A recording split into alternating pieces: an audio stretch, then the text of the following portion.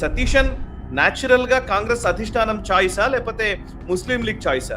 So కేరళలో సాయి గారు chief minister selection అనేది అది ముస్లిం లీగ్ సెలక్షన్ ఉంది. కేసీ వేణుగోపాల్ ఒక ఫెయిలియర్. అక్కడ ఏ ఎలక్షన్ నడిచినా కానీ ఇప్పుడు దాకా అన్ని ఎలక్షన్లు ఓడిపోయారు. 140 అసెంబ్లీ సెగ్మెంట్ ఉన్న కేరళలో 50 సీట్లో ఒక్క హిందూ క్యాండిడేట్ కూడా గెలవలేదు. పాకిస్తాన్ అనుకూలం ఉంటే మత రాజకీయం కాదేమో. హిందువులు ఒకసారి కంబైన్డ్ గా వచ్చిన తర్వాత ఎవ్వరు కూడా వాళ్ళని ఆపలేరు. దేనికి స్టాండ్ దగ్గర ఎక్స్ప్లెయిన్ చేయమని చెప్పండి, సనాతన ధర్మం ఏంటని ఎక్స్ప్లెయిన్ చేయమని. ఆయనకి ఏం తెలియదు, స్టేట్మెంట్ కొట్టాలి కదా. రేవంత్ రెడ్డి గారు చెప్పింది చాలా కరెక్ట్. కాంగ్రెస్ అయితే ముసల్మాన్ అయితే కాంగ్రెస్. మన కమ్యూనిస్ట్ లాగా రాత్రిపూట టవల్ వేసుకొని తల మీద కేరళలో వెళ్తారు టెంపుల్ లోపలికి. చాలా కామన్ అక్కడ. కర్ణాటకలో హిజాబ్ రో మళ్ళీ వచ్చింది. ఇంతకుముందు హిజాబ్ గురించిన పెద్ద గొడవ నడిచింది. ఇప్పుడు మళ్ళీ హిజాబ్ స్కూల్స్ లోకి అలౌ చేస్తాము, కానీ సాఫ్రాన్ షాల్స్ మాత్రం అలౌ చేయము అని చెప్పేసి కర్ణాటక సీఎం సిద్ధరామయ్య చెప్తున్నాడు. సో నిజంగానే ఇది ఎంత అన్యాయంగా అనిపిస్తుంటుంది ఒక్కోసారి. ఇంత నిస్సిగ్గుగా ఎలా చేయగలుగుతారు వీళ్ళు అని కూడా సందేహమే నాకు. మీరు సుప్రీం కోర్టులో ఒక హిజాబ్ వేసుకొని నేను వచ్చి ఆర్గ్యూ చేస్తానంటే సుప్రీం కోర్టు అలౌ చేస్తారా సాయి గారు? నాకు అడగాలి ఒక ప్రశ్న ఉంది. ఫర్ దమ్ అంబేద్కర్ గారు చెప్పినట్లు religion is the most important thing. మిగతా nothing else matters, religion matters. దానికోసం సిద్ధరామయ్య గారు ఓటు కోసం ఏమైనా చేసుకుంటారు, దేశం నమ్ముకుంటారు వీళ్ళు. నమస్తే, వెల్కమ్ టు నేషనల్ రౌండప్. జాతీయ వార్తాంశాలని జాతీయవాద దృక్పథంతో విశ్లేషించే చర్చా కార్యక్రమం నేషనల్ రౌండప్ 198వ ఎపిసోడ్తో మీ ముందుకు వచ్చింది. ఈ వారంలో జరిగిన వార్తాంశాలపై విశ్లేషించేందుకు మనతో ఉన్నారు సీనియర్ జర్నలిస్ట్ సురేష్ కొచాట్లి గారు. వారితో మాట్లాడదాం. నమస్కారం సార్. నమస్కారం సాయి గారు. సార్, సురేష్ కొచాట్లి గారు, యాక్చువల్లీ ఫస్ట్ జానికి ఏదైనా నిర్ణయం వచ్చిన వెంటనే మీతో ఏదో మాట్లాడాలనుకుంటున్నాను కేరళకు సంబంధించి. ఫస్ట్ ఈసారి మీరు డైరెక్ట్ గా రికార్డింగ్ లోనే మాట్లాడుకుంటున్నారు. కేరళ సీఎం ఎంపిక విషయంలో ఏం జరిగింది? వారం రోజుల్లో ఎందుకు ఇంత టైం పట్టింది? లాస్ట్ కి విడి సతీషన్, మీరు మొదటి నుంచి సతీషన్ అయ్యే అవకాశాలు ఉన్నాయని చెప్తున్నారు, కానీ సతీషన్ న్యాచురల్ గా కాంగ్రెస్ అధిష్టానం చాయిసా లేకపోతే ముస్లిం లీగ్ చాయిసా? సో కేరళలో సాయి గారు చీఫ్ మినిస్టర్ సెలక్షన్ అనేది అది ముస్లిం లీగ్ సెలక్షన్ ఉండే. కాంగ్రెస్ లో హైకమాండ్ సెలక్షన్ కాదు, ఫర్ ఎ చేంజ్. ఎందుకంటే మనకు ఎప్పుడు తెలుసు, హైకమాండ్ ఏ పేరు చెప్తారో అదే పేరులో ముఖ్యమంత్రి సెలెక్ట్ అవుతారు. మనకు తెలుగుదేశం పార్టీ ఫామ్ అయింది కారణం అదే, మనకు అందరు తెలిసిందే. కానీ కేరళలో ఈసారి ముగ్గురు ఉండే క్యాండిడేట్స్. ఫస్ట్ క్యాండిడేట్ విడి సతీష్, రెండవది రమేష్ చెన్నిత్తల, మూడవది కేసీ వేణుగోపాల్.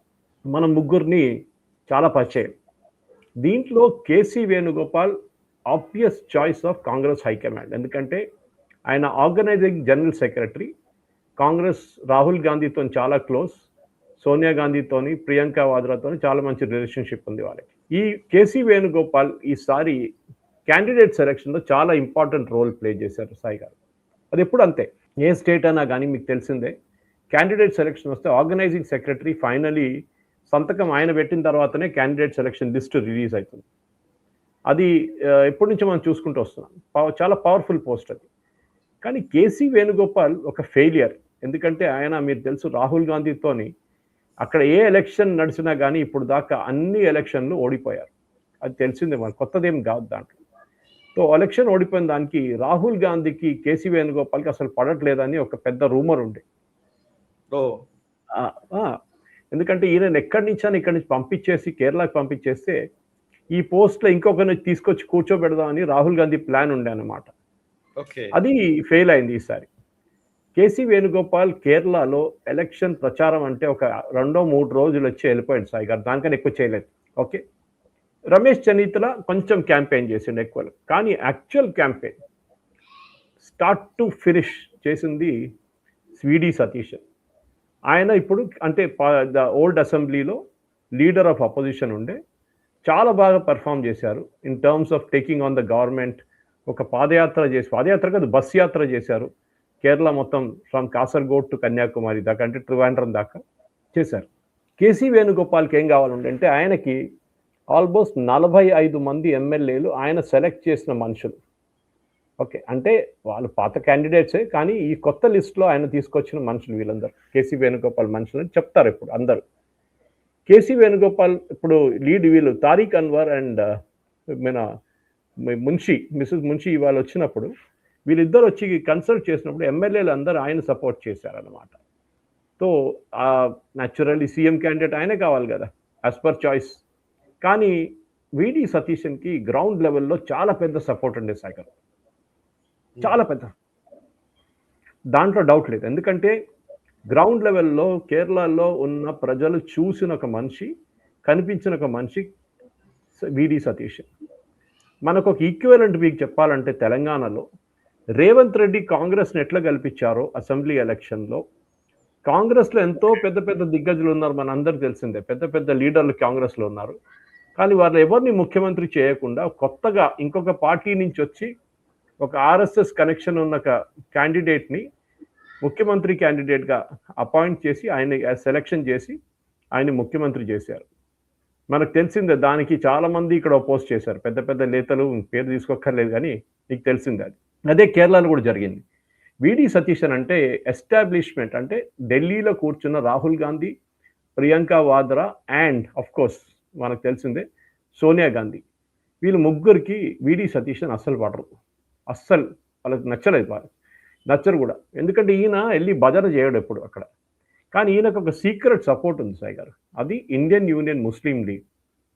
మనకు అందరు తెలిసిందే, కేరళలో, నార్దర్న్ కేరళలో ఎస్పెషలీ ఇండియన్ యూనియన్ ముస్లిం లీగ్కి చాలా పెద్ద పట్టు. వాళ్ళు ఒక 22 నుంచి 25 సీట్లు ఎప్పుడు గెలుస్తారు వాళ్ళు. This is basically Malappuram, Kozhikode, Wayanad, Kasaragod, Kannur ఏరియాస్లో కూడా వాళ్ళు గెలుస్తారు సాయి గారు. ఇది ఒక డేంజర్ సైన్ అని చెప్పొచ్చు మనం కావాలంటే. కానీ కేరళలో దిస్ చాలా మట్టుకు సెక్యులరిజం అంటారు, దీన్ని unique band of secularism.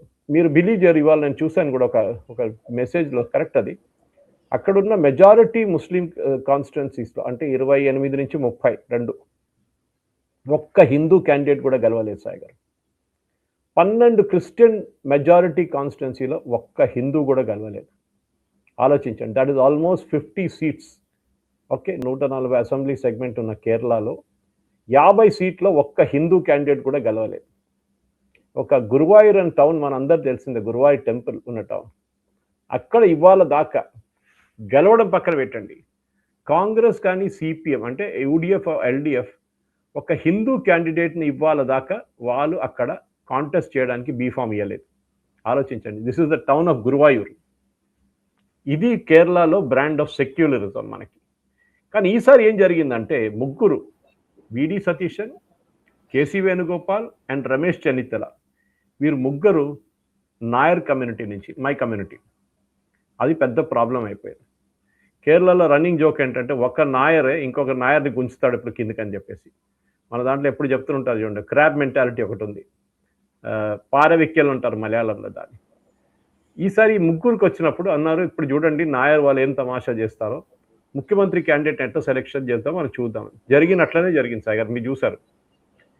KC వేణుగోపాల్ని Sonia Gandhi చెప్తే కూడా ఆయన పట్టించుకోలేదంట. ఆలోచించండి, a fellow cannot win a panchayat election గెలవలేడు కేరళలో, సోనియా గాంధీ అండ్ రాహుల్ గాంధీ కూర్చొని కన్విన్స్ చేశారంట, ఎందుకు మీరు వెళ్ళకూడదు, మీరు ముఖ్యమంత్రి కాకూడదు అంటే, with a great deal of reluctance he accepted it అంట. నాకు అదే నవ్వుతుంది, ఎందుకంటే who is this fellow?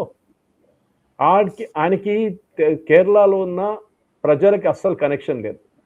So దీనికి ఒక ప్యారలల్ కూడా ఉంది సాయి గారు. ఇదే ఇన్సిడెంట్ దీనికన్నా ముందు విఎస్ అచ్యుతానందతో జరిగింది సాయి గారు. ఆయన ఎల్డిఎఫ్ ముఖ్యమంత్రి ఉండే, దాని తర్వాత నెక్స్ట్ ఎలక్షన్లో ఆయనకి టికెట్ ఇవ్వలేదు. ఆలోచించండి, సిట్టింగ్ చీఫ్ మినిస్టర్కి టికెట్ ఇవ్వలేదు, ఎందుకంటే ఆయన చాలా ఏజ్ అయిపోయింది అది ఇది అని చెప్పేసి. పినరాయి విజయన్ సీట్ మీద ఎక్కించడానికి ప్లాన్ ఉండేది. కానీ అక్కడున్న ప్రజలు ప్రొటెస్ట్ చేశారు. లాస్ట్లో ఆయనకి టికెట్ ఇచ్చారు. టికెట్ ఇచ్చిన తర్వాత కూడా ఆయన్ని ఓడించడానికి ఎల్డిఎఫ్ చాలా ట్రై చేశారు. ఆలోచించండి, మీ ముఖ్యమంత్రి క్యాండిడేట్, మీరు ఆల్ అవుట్ ఎఫర్ట్స్ పెట్టారు ఆయన ఓడించడానికి. జరిగింది కూడా సాయి గారు, అది ఆల్మోస్ట్ జరిగింది. కానీ ఆయన పాప ఎట్లో గెలిచారు లాస్ట్లో, ఈ సంహవ్ వన్ ద సీట్ అన్నమాట. ఇది ఇట్లా ఉండగానే దాని తర్వాత ఎలక్షన్ తర్వాత పినరాయి విజయన్ని ముఖ్యమంత్రి చేద్దామని చెప్పి పెద్ద క్యాంపెయిన్ నడిచింది. ఇది ప్యారలల్ సాయి గారు. మీరు ఇప్పుడు కేసీ వేణుగోపాల్ చూస్తున్నారు చూడండి, ఇదే క్యాంపెయిన్. అప్పుడు అక్కడున్న ప్రజలు రోడ్ మీద దిగారు సాయి గారు, మీరు ఎప్పుడు దాకా చూడలేదు ఇట్లాంటి ప్రొటెస్ట్. ఈవెన్ కాంగ్రెస్ సపోర్టర్స్ కూడా రోడ్ మీద దిగి ప్రొటెస్ట్ తీశారు రాత్రిపూట. సాయంత్రం పొద్దున డెమాన్స్ట్రేషన్స్.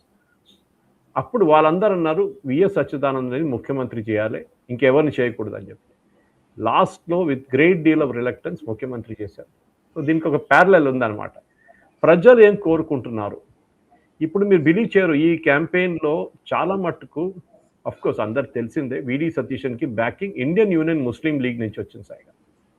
ఇండియన్ యూనియన్ ముస్లిం లీగ్ అంటే జిన్నా వాళ్ళ పార్టీ. యాక్చువల్లీ మనకి ఒక హిస్టరీకి వెళ్ళాలంటే 1946లో సాయి గారు, వెన్ ఇండిపెండెన్స్ కన్నా ముందు బ్రిటిష్ వారు ఒక పోల్ చేశారు, ఎవరెవరికి పాకిస్తాన్ కావాలంటే ముస్లిమ్స్ ఓట్ చేయండి, మీ ఓటింగ్ చూసి మేము డిసైడ్ చేస్తాం పాకిస్తాన్ ఇవ్వాలన్నా వద్దా అని చెప్పేసి. దాంట్లో కేరళలో ఉన్న ఈ మలప్పురం ఏరియా నుంచి ఆల్మోస్ట్ 26 ఇప్పుడున్న కాన్స్టిట్యుయెన్సీ ఏరియాస్ నుంచి ఓట్ చేశారు. అందరూ ఆల్మోస్ట్ 99% ఓట్ చేశారు మాకు పాకిస్తాన్ కావాలని చెప్పి, అంటే మాకు ఒక సపరేట్ ముస్లిం నేషన్ కావాలని. కానీ వీళ్ళెవరు అక్కడ వెళ్ళలేదు, వీళ్ళందరూ ఇక్కడే ఉండిపోయారు. ఉండిపోవడం ఒక్కడే కాదు, జిన్నా వాళ్ళ జెండా కూడా తీసుకున్నారు, జిన్నా వాళ్ళ పార్టీ పేరు కూడా తీసుకున్నారు, ఇండియన్ యూనియన్ ముస్లిం లీగ్. ఇప్పుడు కేరళ నడిపిస్తుంది వీలే సాయి గారు. ఇండియన్ యూనియన్ ముస్లిం లీగ్ రన్స్ కేరళ. మీరు ఆలోచించండి, వాళ్ళు డిసైడ్ చేస్తారు. ఎడ్యుకేషన్ మినిస్టర్ ఎప్పుడు వాళ్ళ మనిషి ఉంటారు, ఎందుకంటే కేరళలో ఎడ్యుకేషన్ అంటే పెద్ద బిజినెస్ సాయి గారు. మీరు అనుకుంటారు ప్రైవేట్ సెక్టర్ అనుకుంటారు, కాదు. కేరళలో ఎయిడెడ్ పోస్ట్ అని ఉంటుంది, మన దగ్గర కూడా ఉంది కొన్ని స్కూల్స్, ప్రైవేట్ స్కూల్స్లో ఎయిడెడ్ పోస్ట్ ఉంటుంది. అంటే జీతం గవర్నమెంట్ ఇస్తారు, కానీ డొనేషన్ ఈ టీచర్కి ఉద్యోగం కావాలంటే కొత్త ఒక టీచర్కి ₹1,00,00,000 ఇవ్వాలి మేనేజ్మెంట్కి, బ్లాక్లో ₹1,00,00,000 ఇచ్చిన తర్వాత మేనేజ్మెంట్ ఏం చేస్తారు, గవర్నమెంట్కి అప్లై చేస్తారు, మాకు ఒక ఎయిడెడ్ పోస్ట్ ఉంది మీరు అప్రూవ్ చేయండి అని చెప్పి. వీళ్ళ మంత్రి ఉంటే ఈజీగా అయిపోతుంది సాయి గారు, సంతకం అక్కడే పెట్టేస్తారు. ఇది కేరళలో నడిచేది అనమాట. కానీ కేరళలో ఇంకా 2 హిందూ గ్రూప్స్ ఉన్నారు. ఒకటి Nair service society representing Nairs, వీళ్ళు 3 నాయర్లే. కానీ ఇంకొకరు మనకు తెలిసిందే ఈ ఈడవ కమ్యూనిటీది SNDP వెల్లాపల్లి నటేషన్, ఆయన ఓపెన్గా కమ్యూనిస్ట్ పార్టీని సపోర్ట్ చేస్తారు. ఓకే, ఆయనకు చాలా క్లియర్, ఎందుకంటే ఆయనకి లిక్కర్ కాంట్రాక్ట్ ఉంది, ఆయనకు పెద్ద బిజినెస్ ఉంది. సో ఆయన న్యాచురల్లీ వీళ్ళంటే పడతారు కమ్యూనిస్ట్ వాళ్ళు. ఇప్పుడు వీళ్ళిద్దరిని ముస్లిం లీగ్ మొన్న ప్రొసెషన్ తీసి స్ట్రైట్ అవే థ్రెటన్ చేశారు సాయి గారు, మిమ్మల్ని మేము చూసుకుంటాం, NSS అండ్ SNDP మిమ్మల్ని మేము చూసుకుంటాం, అంటే హిందువుల్ని మేము చూసుకుంటాం, ఒకసారి మా ముఖ్యమంత్రి రానియండి, then we will show you your true colours. ఆలోచించండి, అంత పట్టుందన్నమాట వాళ్ళకి. సో ఈ 22-23 సీట్లు గెలిచిన ఈ మన ఏం చెప్తారు పార్టీ ఇప్పుడు కంట్రోల్ చేయబోతున్నారు సాయి గారు. They will control, they decide who will rule Kerala, how will they rule Kerala అని. ఇది ఈవెన్ రాహుల్ గాంధీ, సోనియా గాంధీ అండ్ ప్రియాంక వాద్రా అడ్డుకోలేకపోయారు. 3వ candidate Ramesh Chennithala, he is a senior most in this. ఆయన ఇప్పుడు 70 అయిపోతారు ఇంకొక 2-3 నెలల్లో. ఆయన కరుణాకరన్ క్యాబినెట్ నుంచి ఉన్నారు సాయి గారు. ఆల్మోస్ట్ 3 టైమ్స్ ఎంపీగా ఎలెక్ట్ అయ్యారు, ఎమ్మెల్యేగా ఎలెక్ట్ అయ్యారు, మినిస్టర్గా సర్వ్ చేశారు, హోమ్ మినిస్టర్గా సర్వ్ చేశారు. ఎక్స్పీరియన్స్ వైజ్ ఆయన అందరికన్నా బెస్ట్ ఎక్స్పీరియన్స్ ఆయనది ఉంది సాయి గారు. కానీ ఆయనకి పెద్ద ఫాలోయింగ్ లేదు. ఓకే, మన కేసీ వేణుగోపాల్ లాగా 45 మంది ఎమ్మెల్యేని వేసుకురాలేదు ఆయన, అది ప్రాబ్లం అయిందనమాట. So but at the end of the day Ramesh Chennithala ఒక్కరే ప్రొటెస్ట్ చేసి ఆయన నిన్న సాయంత్రమే ట్రివాండ్రం నుంచి త్రిశూర్కి వెళ్ళిపోయారు. గురువాయూర్ టెంపుల్లో ఇవాళ మలయాళం మంత్ ఫస్ట్ ఇవాళ మాది, సో మా క్యాలెండర్ మారుతుంది, ఇవాళ కొత్త మంత్ స్టార్ట్ అవుతుంది. సో దానికోసం పూజల కోసం వెళ్ళారు ఆయన. అది కాదు, reason is he didn't want to be in Trivandrum. Okay, Deepa Das Munshi and Mukul Wasnik వీళ్ళందరూ కేరళకు వస్తున్నారు నిన్న సాయంత్రం చెప్పంగానే ఆయన అక్కడి నుంచి బయలుదేరారు. సో కేరళ ఎసెన్షియలీ సాయి గారు ఒక కమ్యూనల్ పాలిటిక్స్. అక్కడ మీరు పెద్ద పెద్ద సెక్యులరిజం గురించి మాట్లాడతారు వీళ్ళందరూ, అండ్ అక్కడ ఒకటే party communal by the way Sai గారు, దట్ ఈస్ బీజేపీ. వీళ్ళందరూ secular, Muslim League secular, Kerala Congress secular. Kerala Congress అనే ఒక పార్టీ ఉంది చర్చ్ వాళ్ళది, 7 సీట్లు గెలిచారు ఈసారి, 7 సీట్లు, ఆలోచించండి. కానీ వాళ్ళందరూ సెక్యులర్, వీళ్ళొక్కరే కమ్యూనల్ సాయి గారు. ఇది పరిస్థితి అనమాట. సో కేరళ ఎలక్షన్ లో విడి సతీష్ అని ఈసారి సెలెక్ట్ చేసింది, దాంట్లో నథింగ్ సర్ప్రైజింగ్ అబౌట్. పర్ఫెక్ట్. సరే, ఇక మీరు ఇందాక అన్నారు యాక్చువల్లీ కేరళ మాత్రమే కాదు, ఈవెన్ తమిళనాడు కూడా అట్లాంటి పరిస్థితే ఉంది. తమిళనాడులో కూడా ఇవాళ విజయ్కి మెజారిటీ ఎక్కువ సీట్లు వచ్చాయి కానీ మెజారిటీ రీచ్ కాలేకపోవడం వల్లనేమో కానీ ఇవాళ మళ్ళీ డిఎంకే 2.0 నడుస్తున్నట్టుగానే ఉంది ప్రభుత్వం. స్టాలిన్ లేకుండా స్టాలిన్ అధికారంలో ఉన్నట్టుగా కనబడుతోంది ఒక రకంగా చూస్తే. సో ప్రస్తుతం ఉదయనిధి స్టాలిన్ చేసినటువంటి వ్యాఖ్యల మీద అక్కడ వచ్చినటువంటి నిజంగా పెద్దగా రావాల్సినటువంటి నిరసన అయితే రాలేదు సార్. ఎవరు కూడా అపోజ్ చేయలేదు, ఒక్కరు మాట్లాడలేదు. సనాతన ధర్మం గురించి ఆయన మాట్లాడాడు. ఆ తర్వాత ఇప్పుడు ఈవెన్ టీవీకే ఎమ్మెల్యేలు ఇద్దరు ముస్లిం ఎమ్మెల్యేలు, టీవీకే ఎమ్మెల్యేలు, విజయ్ పార్టీ ఎమ్మెల్యేలు వాళ్ళు కూడా చెప్తున్నారు మేము హిందుత్వకు వ్యతిరేకం, మేము హిందువులకు కాదు అని చెప్పేసి ఆయన మాట్లాడేది, ఉదయనిధి స్టాలిన్ మాట్లాడిన దాన్ని మద్దతు పలుకుతూ మాట్లాడుతున్నటువంటి పరిస్థితి కూడా కనబడుతుంది. సో మీరు దాకా ఐయుఎంఎల్ గురించి ప్రస్తావించారు కాబట్టి ఈవెన్ ఇప్పుడు ఐయుఎంఎల్ కార్యాలయానికి విజయ్ వెళ్ళి మాట్లాడారు. విజయ్ బీజేపీ వాళ్ళ దగ్గరికి రాలేదు కానీ బీజేపీ వాళ్ళు మత రాజకీయాలు చేస్తుంటారు కానీ, ఎందుకంటే మత రాజకీయాలు చేస్తారు కాబట్టి వాళ్ళ దగ్గరికి విజయ్ వెళ్ళలేదు కానీ ఐయుఎంఎల్ వాళ్ళ దగ్గరికి మాత్రం వెళ్ళారు. వాళ్ళ మత రాజకీయం కాదు కదా వాళ్ళది. పాకిస్తాన్ అనుకూలం ఉంటే మత రాజకీయం కాదేమో. అదే కదా నేను మీకు ఎగ్జాంపుల్ ఇచ్చాను. ఓపెన్లీ వాళ్ళు ఓపెన్లీ అంటారు మేము ఖిలాఫత్ కోసం పనిచేస్తాము, మేము హిందువుల కోసం, హిందూ కాదు భారతదేశం కాదు వాళ్ళు చాలా క్లియర్గా చెప్తారు. వాళ్ళకి అసలు ప్రాబ్లమే లేదు వాళ్ళకి. దాని మనం హిందువులు నేర్చుకోవాల్సిన లెసన్. యాక్చువల్లీ ఇది బెంగాల్లో జరిగింది, మీరు చూసారు. దాని బ్యాక్ క్లాష్ ఉంటే ఎంత స్ట్రాంగ్గా వస్తుంది బ్యాక్ క్లాష్ మనం చూసాం బెంగాల్లో. సాయి గారు, హిందువులు ఒకసారి కంబైన్డ్గా వచ్చిన తర్వాత ఎవ్వరు కూడా వాళ్ళని ఆపలేరు సాయి గారు. అది వెస్ట్ బెంగాల్లో మమతా బెనర్జీకి లెసన్ లాగా వచ్చింది ఈసారి. అందరు అనుకున్నారు 92% ఓటు పడితే మమతా బెనర్జీకి పడింది, ముస్లిమ్స్ అందరూ వచ్చి ఓటేశారని. కాదు, హిందువులందరూ కలిసి ఓటేశారు ఈసారి. సో మన ఉదయనిధి స్టాలిన్ ప్రాబ్లం ఏంటంటే ఆయనకి ఇప్పుడు అన్నామలే ఒక భయం ఉంది సాయి గారు ఆయనకి. మీరు అర్థం చేసుకుంటలేరు ఇది ఎక్కడి నుంచి వస్తుంది. ఎందుకంటే బీజేపీ థ్రెట్ కాదు, బీజేపీ ఒకటే సీట్ ఉంది, మళ్ళీ ఎందుకు మీకు టెన్షన్ సనాతన మాట్లాడతారు. దానికి కారణం అన్నామలేని బీజేపీ తీసుకొస్తే ఇప్పుడు ఒక ప్రాజెక్ట్ 2030 సంథింగ్ ఏదో ప్రాజెక్ట్ నడుస్తుంది. దట్ బీజేపీని అక్కడి నుంచి బీజేపీ గెలవబోతున్నారు అక్కడి నుంచి అని చెప్పేసి ఒక తమిళనాడులో ఒక 20 సీట్లు గెలవడానికి ఒక ప్లాన్ వేస్తున్నారని చెప్పి పెద్ద ఒక పుకారు నడుస్తుంది సాయి గారు. దాంట్లో main player is going to be Annamalai. ఇప్పుడు ఏమైపోతుందంటే ఒకవైపు విజయ్, ఇంకొక వైపు అన్నామలై, దాని నడిమిట్లో డెస్పరేట్గా దూరడానికి ట్రై చేస్తున్నారు ఉదయనిధి స్టాలిన్. ఆయనకి స్పేస్ లేదు ఇప్పుడు. ఒకటి వాళ్ళ నాన్నగారు ఇంకా రిటైర్ కాలేదు, ఈయనని అపాయింట్ చేశారు కానీ ఆయన ఇంకా చైర్ ఇవ్వలేదు ఈయనకి. సో ఆలోచించండి, this is the reason why Udhayanidhi Stalin is attacking BJP. లేకుంటే అక్కర్లేదు, ఎందుకంటే ఎలక్షన్ లేదు, ఏం లేదు. ఇప్పుడు ఇంకా చాలా రోజులు ఇంకా నెక్స్ట్ ఎలక్షన్ రావడానికి. అప్పుడు కూడా బీజేపీకి ఎక్కువ ఛాన్స్ ఏం లేదు తమిళనాడులో. కానీ నెక్స్ట్ ఎలక్షన్లో ఇప్పుడు 2026 అంటే 31 ప్లస్ 5, దట్ ఈస్ ప్రాజెక్ట్ 2036లో దే ఆర్ ప్లానింగ్ అన్నామలై. ఎట్లా బీహార్లో చేశారు, ఎట్లా అస్సాంలో చేశారు, అండ్ ఎస్పెషలీ ఎట్లా బెంగాల్లో చేశారు, ఆ ప్లాన్ తమిళనాడులో వేస్తున్నారు. ఎందుకంటే ఈసారి మీరు చూస్తుంటారు ఓట్ వేసింది, ఇప్పుడు అనాలిసిస్ వస్తుంది కదా మనకి, విజయ్కి ఓట్ వేసిన మెజారిటీ ఆర్ యంగ్స్టర్స్ అండ్ మహిళలు. ఈ ఇద్దరిని డెఫినెట్గా అన్నామలై గారు అట్రాక్ట్ చేయొచ్చు. దానికోసం ఇండైరెక్ట్ అటాక్ సనాతన ధర్మం మీద చేస్తున్నారు. ఇవాళ ఒక క్లారిఫికేషన్ ఇష్యూ చేశారు. నేను సనాతన ధర్మం అంటే గుడికి వెళ్ళొద్దని చెప్పట్లేదు, గుడికి మీరు వెళ్ళొచ్చు కావాలంటే. అది మార్చేశారు చూడండి, ఇమీడియట్ ఈ చేంజ్ స్ట్రాటజీ. అంటే వాళ్ళు చెప్తేనే గుడికి వెళ్తారు కదా రోజు అందరూ. వీళ్ళు స్టాలిన్స్ వైఫ్, స్టాలిన్ వాళ్ళ సతీమణి, she goes to temples regularly. కేరళకి వెళ్తుంది, తమిళనాడు టెంపుల్స్ తిరుగుతుంది ఆమె, కానీ స్టాలిన్ గుడికి వెళ్ళారు. మన కమ్యూనిస్ట్ లాగా రాత్రిపూట టవల్ వేసుకొని తల మీద కేరళలో వెళ్తారు టెంపుల్ లోపలికి. వారు ఎవరు చూడకుండా కనిపించకుండా, చాలా కామన్ అక్కడ. కేరళలో కమ్యూనిస్ట్ పార్టీ వాళ్ళ వైఫ్స్ ఉంటారు చూడండి, వాళ్ళ పిల్ల, వాళ్ళు చాలా యాక్టివ్ టెంపుల్స్లో. వీళ్ళు కూడా వెళ్ళాలి కదా ఒక్కొక్కసారి. ఏం చేస్తారు, తల మీద టవల్ వేసుకొని వెళ్తారు వీళ్ళు లోపలికి, ఎవరు కనిపించకుండా ఉండడానికి. సో నేనేం చెప్పాలనుకుంటే, ఈ స్టాలిన్ చేసిన అదే వ్యాఖ్యలు తర్వాత ఉదయనిధి చేశారు. ఉదయనిధి స్ట్రాటజీ చాలా క్లియర్, అదే స్ట్రాటజీ విజయ్ అడాప్ట్ చేస్తున్నారు. వీళ్ళందరికీ ఒకటే థ్రెట్ అంటే రేపు అండ్ బీజేపీ చేస్తే తప్పు అని మనం చాలాసార్లు డిస్కస్ చేశాం. దట్ ఆ యంగ్ ఆడియన్స్ని బీజేపీ అట్రాక్ట్ చేయలేకపోయారు ఈసారి. Nainar Nagendran should have been sacked on day 1. ఆయన అట్లీస్ట్ రెసిగ్నేషన్ ఇచ్చేసి వెళ్ళిపోవాలి ఉండే. నాతో తప్పు అయింది, నేను లీడ్ చేయలేకపోయాను, ఒక సీటే తీసుకొచ్చాను బీజేపీకి అని చెప్పి రాజీనామా చేసి వెళ్ళారుండే state party president Nainar Nagendran. చేయలేదు, అని ఇంకా ఉన్నాడు అక్కడే. సో డెఫినెట్లీ తమిళనాడులో ఒక పెద్ద పుకారు నడుస్తుంది ఇప్పుడు. అండ్ డెఫినెట్లీ ఉదయనిధి స్టాలిన్కి ఇప్పుడున్న థ్రెట్లో అన్నిటికంటే పెద్ద థ్రెట్, ఒకవైపు విజయ్, ఇంకొక వైపు ఇట్ విల్ బి అన్నామలై. ఎందుకంటే ద్రవిడియన్ ఓట్స్ మీరు చూసుంటారు సాయి గారు, ఇప్పుడు ఏఐఏడిఎంకే రెండుగా స్ప్లిట్ అయిపోయినాయి. ఒకవైపు విజయ్ వైపు వెళ్ళిపోయారు, ఇంకొక part will go to DMK. మీరు చూస్తూనే ఉండండి, డిఎంకేతో మర్జ్ అయిపోతారు వాళ్ళు.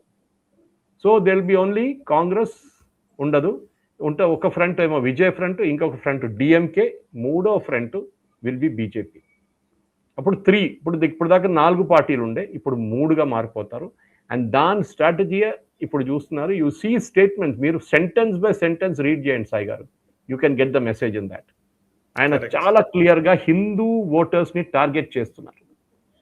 మీరు గుడికి వెళ్ళొచ్చు, కానీ స్టాలిన్ దగ్గర, ఉదయనిధి స్టాలిన్ దగ్గర ఎక్స్ప్లెయిన్ చేయమని చెప్పండి, సనాతన ధర్మం ఏంటని ఎక్స్ప్లెయిన్ చేయమని. ఆయనకి ఏం తెలియదు, స్టేట్మెంట్ కొట్టాలి కదా. సో కొంతమంది అన్నారు కాంగ్రెస్ వాళ్ళు ఎందుకు ఇడిసేసిపోయారు డిఎంకే అని అంటే, వాళ్ళు భయపడ్డారంట, ఈ సనాతన ధర్మం మళ్ళీ మా తల మీద వచ్చి పడుతుందో రేపు యూపీలో అని చెప్పేసి వాళ్ళు విజయ్ వైపు వెళ్ళిపోయారంట. ఆలోచించండి, వాట్ ఆ లాజిక్ ఇట్ ఇస్. సో మనం ఈ థ్రెట్ అనేది, ఇప్పుడు ఈ సనాతన ధర్మ థ్రెట్ మన కేరళలో కూడా కనిపిస్తుంది సాయి గారు. అక్కడ ఒకవైపు కమ్యూనిస్టు, ఇంకొక వైపు కాంగ్రెస్. వీళ్ళిద్దరికీ హిందువులు అంటే అస్సలు పడదు, కానీ హిందువులు ఓట్లు కావాలి. గెలిచిన 3 హిందువులు, in fact Satheesan was boasting today, I think was it on Times Now ఏదో ఒక ఛానల్, ఐఎమ్ ఏ హిందూ అంటున్నాడు, 10 సార్లు అంటున్నాడు. ఏది ప్రూవ్ చేయడానికి ట్రై చేస్తున్నారు. ఇదే రమేష్ చెన్నితల మొన్నదాకా ముస్లిం లీగ్ సపోర్ట్ లేకుండా ఆయనకు తెలిసిపోయింది ముస్లిం లీగ్ ఆయన సపోర్ట్ చేయరని చెప్పేసి సతీష్ని సపోర్ట్ చేస్తున్నారని చెప్పి అక్కడ క్యాలికెట్లో ఒక దర్గాలో ఆయన చాదర్ పంపించిండు. ఆలోచించండి, ఎందుకు ఆయన్ని ముస్లిం లీగ్ సపోర్ట్ చేయాలని చెప్పేసి. సాయి గారు, ఇంత డెస్పరేట్ అయిన పార్టీ నేను ఎక్కడ చూడలేదు. ఐ మీన్ దానికోసం మీరు చూసారు చూడండి, అస్సాంలో 19 సీట్లు కలిస్తే 18 ముస్లింలు, ఓకే, వెస్ట్ బెంగాల్లో 2 కలిస్తే 2 ముస్లింలు. రేవంత్ రెడ్డి గారు చెప్పింది చాలా కరెక్ట్, కాంగ్రెస్ అయితే ముసల్మాన్ అయితే కాంగ్రెస్. ఆ స్టేట్కి వచ్చేసారు. వెస్ట్ బెంగాల్ లెసన్ నేర్చుకోకపోతే రేపు తెలంగాణలో జరుగుతుంది, చాలా క్లియర్. ప్రొవైడెడ్ బీజేపీ తెలంగాణ కొంచెం లేసి కూర్చొని నడవడం మొదలు పెడితే డెఫినెట్గా they can replicate Bengal in Telangana. అంత పెద్ద పని కాదు, బికాజ్ బెంగాల్లో బీజేపీ ఫేస్ చేసిన థ్రెట్ సాయి గారు మీకే తెలుసు. ఐరనీ ఏంటంటే మమతా బెనర్జీ నిన్న కోర్టుకి వెళ్ళి, కల్కట్టా హైకోర్టుకి వెళ్ళి ఆర్గ్యూ చేస్తున్నారు, ఎలక్షన్ తర్వాత చాలా మందిని చంపేస్తున్నారు బీజేపీ వాళ్ళని. ఆలోచించండి, 321 బీజేపీ కార్యకర్తలు చంపారు. ఇదే మమతా బెనర్జీ. ఉర్దూలో ఒక సేయింగ్ ఉంది సాయి గారు, బిల్లి సౌ చూవే కాకే హజ్కో గై అని. పిల్లి 100 ఎలుకలు తినేసి హజ్కి వెళ్ళిందంట దాని తర్వాత పుణ్యం దొరకడానికి. ఇది సంగతి వీళ్ళది. మమతా బెనర్జీ చేసిన డ్రామా డెఫినెట్గా మనకు కనిపిస్తుంది. కేరళలో that impact of the Muslim vote చాలా క్లియర్. కేరళ కాంగ్రెస్ వాళ్ళ 7 సీట్లు వాళ్ళు గెలిచారు. అదే కేరళ కాంగ్రెస్ ఇంకొక గ్రూప్ ఉంది కమ్యూనిస్ట్తోని, వాళ్ళకు ఒక్క సీటు కూడా రాలేదు. They are the original Kerala Congress. చాలా క్లియర్, కమ్యూనిస్ట్తో మీరు వెళ్తే క్రిస్టియన్ ఓట్స్ రావు, కమ్యూనిస్ట్ నుంచి రాచి మీరు కాంగ్రెస్లో వచ్చి అక్కడి నుంచి పోటీ చేస్తే మీకు క్రిస్టియన్ ఓట్స్ పడుతుంది. And this is the great secularism of God's own country cycle. True, perfect చెప్పారు సార్. సో ఇదే సెక్యులర్ కంట్రీలో ఇంకొక అంశం కూడా మనం మాట్లాడాలి సార్. భోజ్శాలకి సంబంధించి మధ్యప్రదేశ్ హైకోర్టు ఇచ్చినటువంటి తీర్పు గురించి మనం మాట్లాడాలి. నిజానికి అది పురాతనమైన ఆలయము, 11వ శతాబ్దంలో కట్టినటువంటి భోజరాజు నిర్మించినటువంటి ఆలయము, ఆలయ ప్రాంగణము. అదంతా కూడా ఇస్లామిక్ దురాక్రమణదారుల చెరలో ఉన్న సందర్భము. ఇప్పుడు అది మసీదుగా వాడుతున్నటువంటి నేపథ్యం కూడా ఉంది. దీని మీద ఏఎస్ఐ రిపోర్ట్ ఇవ్వడము, ఆర్కియాలజికల్ సర్వే ఆఫ్ ఇండియా రిపోర్ట్కి అనుగుణంగా మధ్యప్రదేశ్ హైకోర్టు అది హిందువులకే చెందుతుందని ప్రకటించారు. సో ఇది నిజంగా గొప్ప విజయం అనే చెప్పాలి హిందువులకు సంబంధించి. సీతారాం గోయల్ గారు ఆయన పుస్తకంలో రాశారు అనేక అంశాలు, అనేక గుళ్ళ గురించి ఆయన వివరించారు. వేలాది గుళ్ళని ధ్వంసం చేసిన డాక్యుమెంట్స్ చెప్పారు, కానీ అందులో కొన్ని రీక్లెయిమ్ చేయగలుగుతున్నామేమో అనిపించేలాగా కొన్ని అయితే ఇట్లాంటి సంఘటనలు బయటకు వస్తూ ఉన్నప్పుడు అనిపిస్తుంది. ఒకసారి భోజ్శాల వివరాలు చెప్తారా? డీటెయిల్స్ ఏంటి, దీన్ని ఎలా అర్థం చేసుకోవాలి చెప్తారా సార్? సాయి గారు, ఇది మీరు చెప్పినట్లు ఒక 11th సెంచరీ గుడి సాయి గారు. ఇది భోజ్శాల. దాని తర్వాత వీళ్ళు దాన్ని కమల్ మౌలా అని చెప్పి ఒక మస్జిద్ దాంతో యాడ్ చేసుకున్నారు. ఇది మనకు తెలుసు, ముఘల్స్ టైంలో జరిగింది. సో ఈ భోజాల కాంప్లెక్స్ ధర్ అనే ఒక ప్లేస్లో ఉంది సాయి గారు. అది మన దేవి వాగ్దేవి సరస్వతి పేరు మీద ఉంది. అది ఆర్కియలాజికల్ సర్వే ఆఫ్ ఇండియా వాళ్ళు నడిపిస్తున్నారు గుడి, ఎందుకంటే it's more than 100 years old. ఇప్పుడు ఆర్కియాలజికల్ సర్వే కింద వస్తుంది. సాయి గారు మీరు బిలీవ్ చేయరు, 2003లో కాంగ్రెస్ ఉన్నప్పుడు, కాంగ్రెస్ హయాంలో మన్మోహన్ సింగ్ గవర్నమెంట్ టైంలో a archaeological survey of India ముస్లిమ్స్కి పర్మిషన్ ఇచ్చారు ఈ గుడి లోపల నమాజ్ చేసుకోవచ్చు? ఆలోచించండి. కాంగ్రెస్ హయాంలో మన్మోహన్ సింగ్ గవర్నమెంట్ ఉన్న టైంలో ఇదే సరస్వతి గుడిలో మీరు నమాజ్ చేయవచ్చు అని చెప్పి archaeological survey of India Sai వాళ్ళు పర్మిషన్ ఇయ్యరు సాయి. ఇది పొలిటికల్, అందరు తెలిసిందే. వాళ్ళతో చేపించారు, పర్మిషన్ ఇవ్వమని చెప్పారు. మన అందరికీ కోర్టు కూడా చాలా క్లియర్గా చెప్పారు. ఇవాళ justice Vijay Kumar Shukla and justice Alok Awasthi చెప్పారు. హిస్టారికల్ రికార్డ్స్ చూసుకొని, ఆర్కియలాజికల్ మెటీరియల్ చెక్ చేసుకున్న తర్వాత, లిటరరీ ఎవిడెన్స్ చూసిన తర్వాత ఇదొక సరస్వతి టెంపుల్. రాజా భోగ్ మీరు చెప్పారు చూడండి, రాజా భోగ్ ఈ వాజ్ ద పర్మార్ రూలర్ ఆ టైంలో. ధర్ని ఒక సంస్కృతం కోసం ఒక సెంటర్ ఆఫ్ లెర్నింగ్గా మొదలుపెట్టారు సాయి గారు. అంత ఇంపార్టెంట్. ఇప్పుడు అసదుద్దీన్ ఓవైసీ ఆల్రెడీ ఒక ట్వీట్ చేశారు ఆయన, దట్ దీని గురించి మేము సుప్రీంకోర్టుకి వెళ్తాము, అపీల్ చేస్తాము అండ్ సుప్రీంకోర్టు దీన్ని కొట్టుపడేస్తారని చెప్పి ఆయనకు అంత కాన్ఫిడెన్స్ ఉందన్నమాట. దీనికన్నా ముందు రామ్ జన్మభూమి ఇదే చెప్పారు వీళ్ళు. కానీ చాలా క్లియర్గా హిస్టారికల్ లిటరేచర్ చెప్తుంది Sai garu, this was the Sanskrit centre of learning associated with Raja Bhoj అని చాలా క్లియర్ చెప్తున్నారు, గాడెస్ వాగ్దేవి సరస్వతి కోసం. ఆ టెంపుల్లో Bhojshala is a part of Hindu religion. అక్కడ హిందువులు పూజ చేసుకోవచ్చు, ట్యూస్డేస్ ముస్లిమ్స్ ఫ్రైడే నమాజ్ చేసుకోవచ్చు అని చెప్పారు. ఇప్పుడు అది కొట్టిపడేశారు.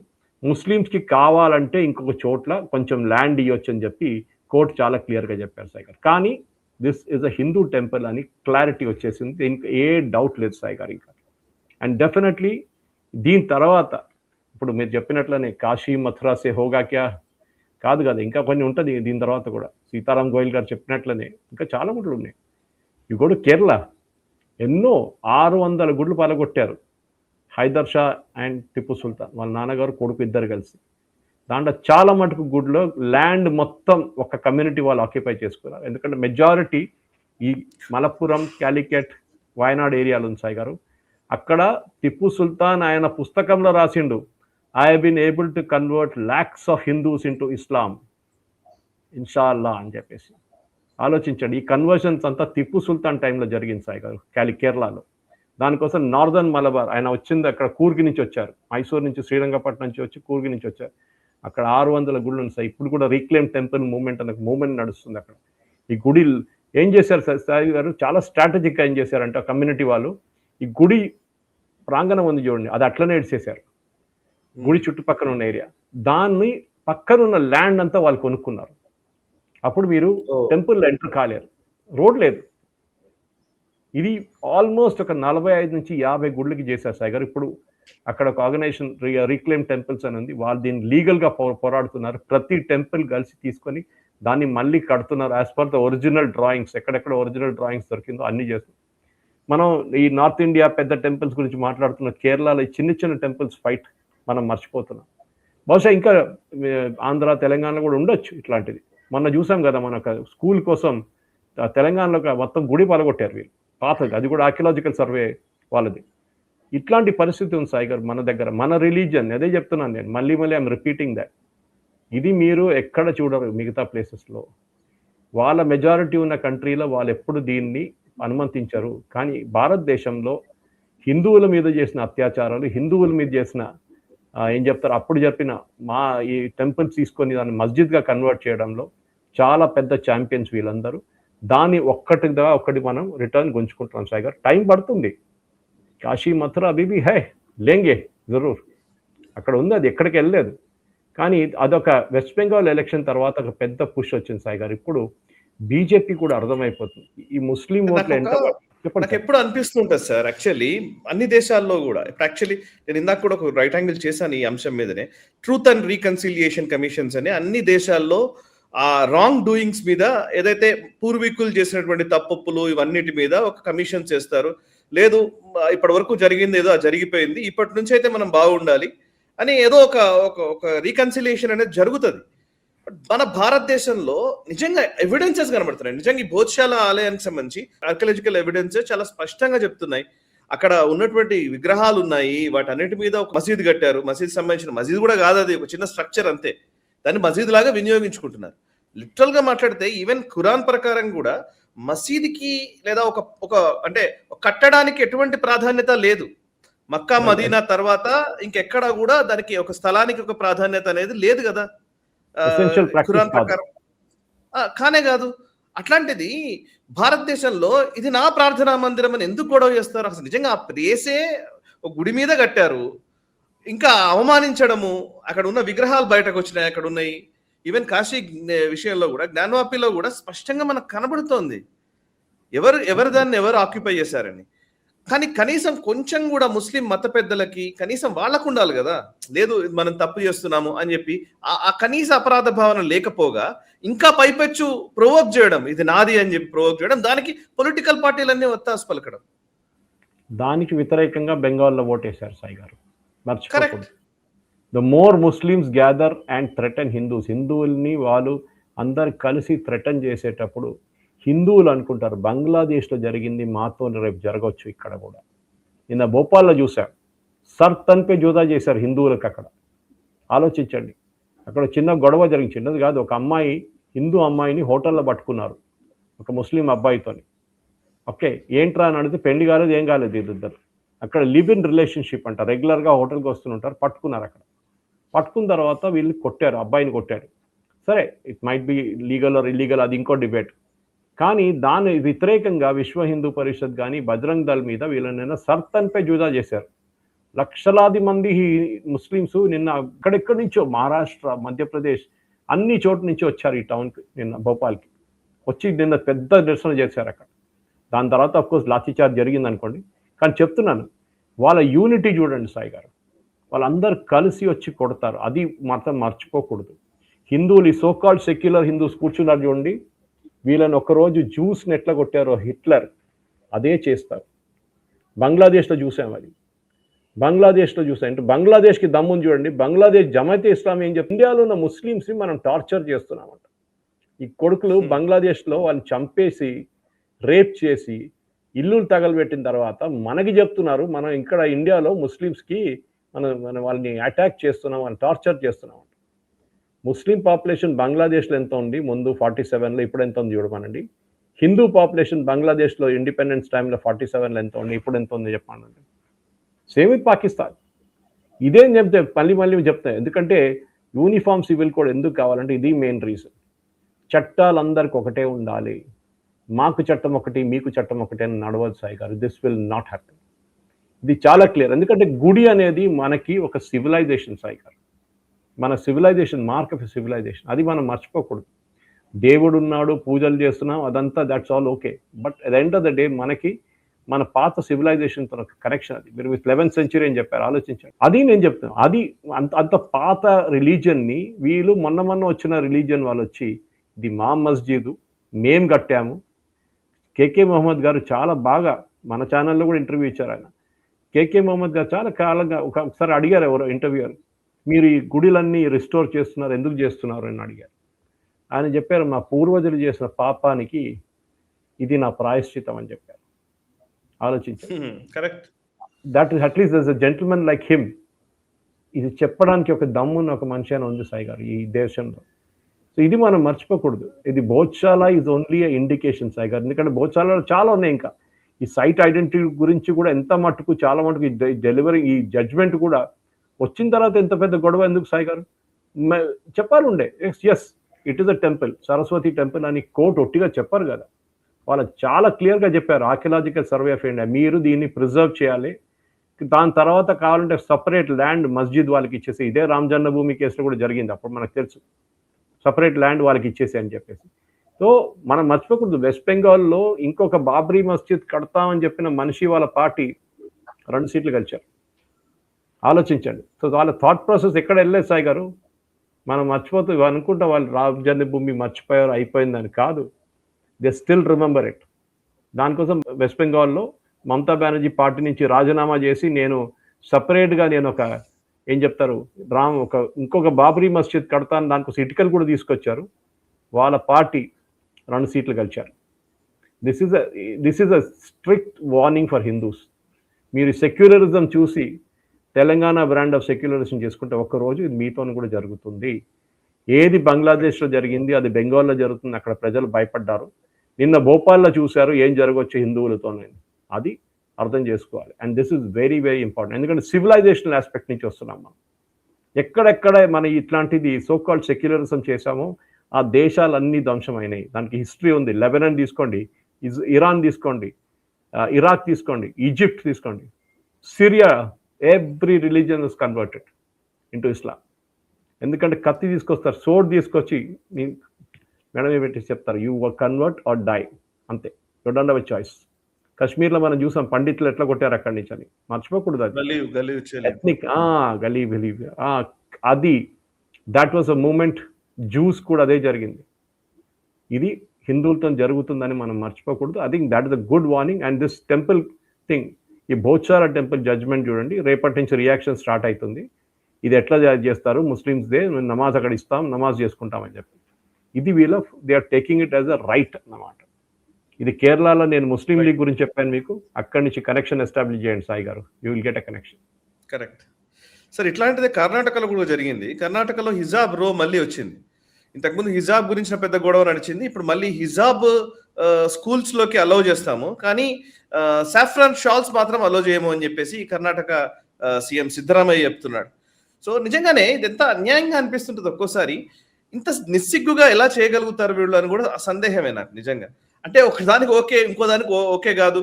స్కూల్ అంటే యూనిఫామ్ అని పెట్టడమే, యూనిఫామ్ అనే కాన్సెప్టే అందరూ సమానంగా ఉండాలి అనే ఉద్దేశంతో మళ్ళీ అక్కడ ఈ హిజాబ్ పెట్టుకోవడం ఏంటి, లేకపోతే సాఫ్రాన్ దాన్ని అలో చేయమని చెప్పడం ఏంటి. అదే సమయంలో మళ్ళీ ఇప్పుడు చాలా స్కూల్స్ లో మనం చూస్తూ ఉంటాం, అయ్యప్ప దీక్ష చేసుకుని మాలలో వస్తే మాత్రం అది కుదరదు, యూనిఫామే ఉండాలంటాడు. కరెక్ట్. సో ఇదే సాయి గారు సార్ చెప్తారు సార్, డీటెయిల్స్ చెప్తారు హిజాబ్ గురించి. ఇది మనకు తెలిసింది, ఈ కేసు యాక్చువల్లీ సుప్రీంకోర్టులో నడుస్తుంది. ఇది సిద్ధరామయ్య గారు అడిగినప్పుడు ఆయనకు అది కూడా తెలియదు. ఈ కేసు ఇంకా సుప్రీంకోర్టులో ఉంది, సుప్రీంకోర్టు ఒక నిర్ణయం ఇవ్వలేదు ఇంకా. దాని లోపల ఒక కేసు అక్కడ నడుస్తున్నప్పుడు మీరు దానికి భిన్నంగా మీరు ఎట్లా ఒక ఆర్డర్ పాస్ చేస్తారు? It's a contempt of the court. And definitely సిద్ధరామయ్యని రేపు సుప్రీంకోర్టు తీసుకెళ్లాల్సింది. వాళ్ళ నిర్ణయం ఇయ్యనండి. యూనిఫామ్ అంటే it's same for everybody. Police వాళ్ళ యూనిఫామ్, ఆర్మీ వాళ్ళ యూనిఫామ్, ఎన్సీసీ వాళ్ళ యూనిఫామ్, నేవీ వాళ్ళ యూనిఫామ్ ఉంటుంది, ఎయిర్ ఫోర్స్ వాళ్ళ అంటే అందరూ సమానంగా, మీరు చెప్పినట్లు అందరూ సమానంగా ఉండాలి. అక్కడ మీరు హిజాబ్ తీసుకొస్తారేంటండి, నాకు అర్థం కాదు. అప్పుడు అంటున్నారు షాల్ వేసుకోకూడదు హిందువులు, ఆరెంజ్ షాల్ వేసుకోకూడదు. No no no, that is not allowed. ఆలోచించండి. రేపు మీరు, I just take an example, హిందువులు రేపు అమ్మాయిలు మేము ఏం చెప్తారు, తల మీద నుంచి కొంచెం షాల్ లాగా వేసుకొని మేము వస్తే మమ్మల్ని ఏం చేస్తారని అడుగుతారు. They can do it. Hindu అమ్మాయిలు అంటారు మా దాంట్లో రిలీజన్లో ఉంది, అట్లా వేసుకోవచ్చు మేము, తలమై నుంచి we can wear a shawl like వీళ్ళు హిజాబ్ వేసుకుంటున్నట్టు మేము కూడా వేసుకుంటాం. ఒక్క రిలీజియన్ని ఫేవర్ చేయడం అనేది కాంగ్రెస్ వాళ్ళు ఎప్పుడు మర్చిపోలేదు సాయి గారు. ఇప్పుడు కాదు, ఇది వందే మాతరంతోనే మొదలైంది. మీకు గుర్తుంటుంది, వందే మాతరం మొత్తం స్టాండ్స్ పాడకూడదని చెప్పేసి నెహ్రూ ఆడిన కుట్ర. సర్దార్ పటేల్ గారి పేరు, రవీంద్రనాథ్ ఠాగూర్ పేరు వాడారు. రవీంద్రనాథ్ ఠాగూర్, సర్దార్ పటేల్ ఇంకా చాలా మాటలు చెప్పారు. అది కూడా ఇంప్లిమెంట్ చేయమని చెప్పండి ఒకసారి. ఓకే, ఇదే ఓవైసీ అంటున్నారు కదా, మనం చూసాం దట్ మనం నేషనల్ యాంథమ్ పాడొచ్చు కానీ మేము జనగణమన పాడదు. ఎందుకు? అక్కడ దాంట్లో దేవిని రెఫర్ చేస్తున్నారు. అరే బాస్, మీ పూర్వజులు అందరూ హిందువులు ఉండే, మీరు ఇస్లాం అక్కడ పైనుంచి వచ్చి పడలేదు. మీరు ఇప్పుడు సడన్గా మిస్టర్ ఓవైసీ, ఎప్పటి నుంచో అక్కడ హిందువుల వీళ్ళందరూ కన్వర్ట్ చేసుకున్నారు వీళ్ళు, అది మీరు మర్చిపోకూడదు ఎప్పుడు. సో మా దేవీలు ఉంటారు వందే మాత్రంలో. సో ఈ కర్ణాటకలో హిజాబ్ వేసేసుకుని ఆ ఓట్ల కోసం, ఇది దావంగేరేలో జరిగింది సాయి గారు. దావంగేరేలో అక్కడ క్యాండిడేట్ సెలక్షన్లో అక్కడ పాత ఒక ఎంపీ గారు ఉన్నారు, శామనూర్ శివశంకరప్ప అని చెప్పి, వాళ్ళ ఫ్యామిలీ నుంచి ఈసారి కూడా కాంటెస్ట్ చేశారు. కాంటెస్ట్ చేసిన అక్కడ ముస్లిం క్యాండిడేట్ పెట్టాలని చెప్పి పెద్ద గొడవ జరిగింది. ఆల్మోస్ట్ ఈయన టికెట్ పోయింది ఈయనది. ఆలోచించండి, ముస్లిం క్యాండిడేట్ పెట్టాలంట. డిమాండ్ వాళ్ళది, రిక్వెస్ట్ కాదు, డిమాండ్. ముస్లిం క్యాండిడేట్ పెట్టండి, లేకుంటే మీకు ఓట్లు రాదు. ఇది సాయి గారు కత్తి పెట్టి మొత్తం థ్రెట్ చేస్తున్నారు ఇప్పుడు మీరు. చాలా మటుకు ఇది హిందువులు మర్చిపోకూడదు. ఎందుకంటే ఇది ఒక ఎథనిక్ క్లెన్జింగ్ జరుగుతుంది. ఇది మనం మర్చిపోకూడదు ఎప్పుడు. ఈ హిజాబ్ కాంట్రవర్సీ రేపు మీరు సుప్రీం కోర్టులో ఒక హిజాబ్ వేసుకొని నేను వచ్చి ఆర్గ్యూ చేస్తానంటే సుప్రీం కోర్టు అలౌ చేస్తారా సాయి గారు? నాకు అడగాలని ఒక ప్రశ్న ఉంది ఇక్కడ. రేపు ఆర్మీలో ఒక నర్స్గా ఉన్న ఒక ముస్లిం మహిళ అంటుంది నేను కూడా హిజాబ్ వేసుకుంటానంటే అలౌ చేస్తారా? ఇది మనం అడగాల్సింది. చాలా ఉన్నాయి ఇట్లాంటిది. ఓకే, మన ఎగ్జామ్కి వెళ్తున్నప్పుడు జనేవ్ కట్ చేసిన కేసెస్ ఎన్ని ఉన్నాయి సాయి గారు? బొట్టేసుకెళ్తే అమ్మాయిల్ని కొన్ని క్రిస్టియన్ స్కూల్స్లో అలౌ చేయరు, వేసుకోకూడదు. కల్వా వేసుకుంటే వేసుకోకూడదు. ఎందుకు? ఇప్పుడు చూడండి, బ్యాలెన్సింగ్ యాక్ట్, మంకీ బ్యాలెన్సింగ్ అంటారు దీన్ని. సిద్ధరామయ్య మీరు సీక్రెట్ థ్రెడ్ వేసుకోండి, ప్రాబ్లం లేదు. అరే అదేం పెద్ద పని చేసినట్లున్నాం. మేము షాల్ వేసుకుంటే ఏమవుతుంది? మేము ఏం చేస్తారు మీరు? ఇది అడగాలి సాయి గారు. అక్కడున్న కర్ణాటకలో ఉన్న ప్రజల ప్రాబ్లం ఇది. వాళ్ళు ఈ సెక్యులరిజం వెంటబడి వాళ్ళు కూడా అదే ట్రిప్లో వచ్చేసారు. రేపు వాళ్ళ గడప మీద ఎవరు వచ్చి కొడతారు చూడండి, ఆ రోజు నేర్చుకుంటారు వాళ్ళు. రేపు వాళ్ళ అమ్మాయిలు కనిపించకుండా పోయినప్పుడు అప్పుడు ఏడుస్తే అప్పుడు వాళ్ళకి అర్థమవుతుంది లవ్ జిహాద్ అంటే ఏంటనేది. లేదు లేదు అంటారు. ఉంది, చూస్తున్నారు మీరు చాలా క్లియర్గా. మనం చూసాం ఏం జరిగింది టీసీఎస్ నాసిక్లో అని చెప్పి. మర్చిపోకూడదు. ఫర్ దమ్ అంబేద్కర్ గారు చెప్పినట్లు religion is the most important thing. మిగతా nothing else matters, religion matters. దానికోసం సిద్ధరామయ్య గారు ఓటు కోసం ఏమైనా చేసుకుంటారు, దేశం నమ్ముకుంటారు వీళ్ళు. అదే వీళ్ళు చేస్తున్నారు. దీన్ని కౌంటర్ చేయాల్సింది. The petition in supreme court should be taken up and దీనికి ఒక స్టే ఆర్డర్ ఇవ్వాల్సింది. యూనిఫామ్ అంటే అందరికి ఒకటే యూనిఫామ్, మీరు రాకుండా రాక్కర్లేదు. కేరళలో జరిగింది సాయి గారు ఒక స్కూల్లో, ఇది మీకు తెలుసు ఇన్సిడెంట్. అది కేరళలో ఒక కాన్వెంట్ స్కూల్లో ఒక అమ్మాయి హిజాబ్ వేసుకొస్తే సిస్టర్స్ అన్నారు నథింగ్ డూయింగ్, గెట్ అవుట్. వీళ్ళొక్కరికి దమ్ము లేకుండా కాంగ్రెస్ వాళ్ళకి అక్కడ వెళ్ళి ప్రొటెస్ట్ చేయడానికి. లాస్ట్లో వాళ్ళ నాన్నగారు తీసుకెళ్ళిపోయారు అమ్మాయిని అక్కడి నుంచి. అలౌ చేయలేదు. Sisters very strict. Sorry, uniform అంటే యూనిఫామ్, హిజాబ్ అలౌ చేయం, ఏం అలౌ చేయమని చెప్పారు వాళ్ళు క్లియర్. కేరళ గవర్నమెంట్ ఆర్డర్ ఇచ్చారు, ఆర్డర్ విత్డ్రా చేసుకున్నారు తర్వాత. ఎందుకంటే వాళ్ళు తెలిసిపోయింది క్రిస్టియన్ కమ్యూనిటీతో ఆడుకుంటే వాళ్ళ ఓట్లు పోతాయని చెప్పేసి. ఇదే కేసు అడగాలి, సిద్ధరామయ్య గారిని అడగాలనుకుంటున్నాను. రేపు కాన్వెంట్ స్కూల్స్లో కర్ణాటకలో మీరు హిజాబ్ వేసి ట్రై చేయండి ఒకసారి. వాళ్ళు రూపాయలు రానియరు వాళ్ళు. అప్పుడు వీళ్ళెవరో అన్నారు నన్స్ ఎందుకు యూనిఫామ్ వేసుకుంటారు, వాళ్ళ డ్రెస్ వేసుకుంటారు. అరే వాళ్ళ రిలీజియస్ ఆర్డర్ అది. మన దగ్గర స్వామిలు ఉంటారు చూడండి, అట్లనే that's the religious order they have to follow. This is something. హిజాబ్ ఇస్ నాట్ ఏం చెప్తారు, రిలీజియస్, ఎసెన్షియల్ రిలీజియస్ కాదు, ప్రాక్టీస్ కాదు. చాలా బాగా సాయి గారు interestingly we should debate on that. Justice Nagarathna ఇప్పుడు జడ్జ్మెంట్ అయితే రిజర్వ్ అయిపోయింది. కామెంట్ సాయి గారు సూపర్. ఒకసారి డీటెయిల్స్ చెప్పండి సార్. ఇది కేసు ఒరిజినల్లీ ఈ కేసు ఫైల్ చేసింది all India young lawyers association అని చెప్పి అప్పుడు కేసు వేశారు, శబరిమల కేసు. ఆ కేసు అప్పుడు సుప్రీంకోర్టు టేకప్ చేసి దాన్ని మహిళల్ని అలో చేయొచ్చు అని చెప్పి జడ్జ్మెంట్ ఇచ్చారు. ఇప్పుడు బయటకు వచ్చిందంటే Sai garu, this all India young lawyers association అనేది కమ్యూనిస్ట్ అండ్ జిహాదీ వాళ్ళ ఒక గ్రూప్. వాళ్ళు చేసిన పని. సో జస్టిస్ నాగరత్న అదే అడిగారు, మీకు ఏముంది లోకల్ స్టాండ్ అయ్యి, మీకు హిందూ కాదు, మీరు you are a Muslim, okay, what local stand అయ్యి you have to come and argue this case. మీరు మిమ్మల్ని ఎవరు అలో చేశారు? అప్పుడున్న సుప్రీంకోర్టు చీఫ్ జస్టిస్ ఎవరో నాకు తెలియదు కానీ who or he should be taken to task and she give it left right and centre. వెళ్ళి పని చేయండి రా మీరు అని చెప్పారు. దీని వెనక తిరగడం బదులు me go and do some work అన్నారు. ఆమె చాలా క్లియర్గా అన్నారు దట్ హిందువుల మతం వాళ్ళు వచ్చి వాళ్ళు ఆర్గ్యూ చేస్తే ఇంకోటి, మీరు young lawyers association who are you people అని అడిగింది. చాలా మటుకు ఇన్ఫాక్ట్ ప్రతి పాయింట్ మీద she was most vocal judge in that entire panel. And మీకు గుర్తుంటుంది దీనికన్నా ముందు కూడా శబరిమల జడ్జ్మెంట్ వచ్చినప్పుడు justice Indu Malhotra gave a dissenting order, మహిళ. కానీ male judges all gave for judges, ఎక్కువ మెజారిటీ ఒపీనియన్ ఉండే అనుకోండి అది. కానీ అప్పుడు ఇందూ మల్హోత్రా గారు రాశారు సేయింగ్ దట్ ఒక దేవుడికి ఒక పర్సనల్ బిలీఫ్, అది let it be that way, don't try and interfere it. ఇప్పుడు సుప్రీంకోర్టు అంటున్నారు కోర్ట్కి రిలీజియస్ ప్రాక్టీసెస్లో వాళ్ళు దాంట్లో ఇంటర్ఫియర్ చేయకూడదు. It is the domain of the legislature. మనం దేవుడు ఇంటికి వెళ్తున్నాము, ఆ దేవుడు ఏ చట్టం వాళ్ళు అక్కడ పెట్టాడో అదే చట్టం మనం పాటించాల్సింది. Very simple. మీరు ఒకరి ఇంటికి వెళ్ళి నేను షూస్ వేసుకొని మీ ఇంటి లోపలికి వస్తానంటే sorry, this is the rule in my house. మీరు నా ఇంటికి వచ్చారు, ఆ చట్టం పాటించండి, అది చాలా important. So this particular judgement, Sabarimala judgement is taken for granted, కానీ జడ్జ్మెంట్ కాదు. అది మన ప్రేక్షకులకు ఒకసారి క్లారిఫై చేయాలి. ఇది సుప్రీంకోర్టు ఒక జడ్జ్మెంట్ ఇస్తారు, ఆ జడ్జ్మెంట్ మీద మిగతా వాళ్ళు ఒక ఒపీనియన్ ఇస్తారు. చిన్న చిన్న జడ్జెస్ కూర్చోబెడతారు, చిన్న చిన్న బెంచెస్ కూర్చోబెడతారు. ఆ బెంచెస్ ఒపీనియన్ ఇస్తారు సాయి గారు. That will what will happen. ఎందుకంటే పార్సీ కేసు ఒకటి ఉంది, ముస్లిమ్స్లో ఒక జెనిటల్ మ్యూటిలేషన్ గురించి ఒకటి ఉంది. ఓకే, అదంతా దీంట్లో వస్తుంది అన్నమాట, బోరా ముస్లిమ్స్లో దాంట్లో. ఇదన్నీ ఫాలోయింగ్ దిస్ సుప్రీంకోర్టు జడ్జ్మెంట్ ఇది క్లారిఫై అయిపోతుంది. కానీ నాకేం నచ్చిందంటే ఒక మహిళ, and she was vehemently arguing, who the hell are you?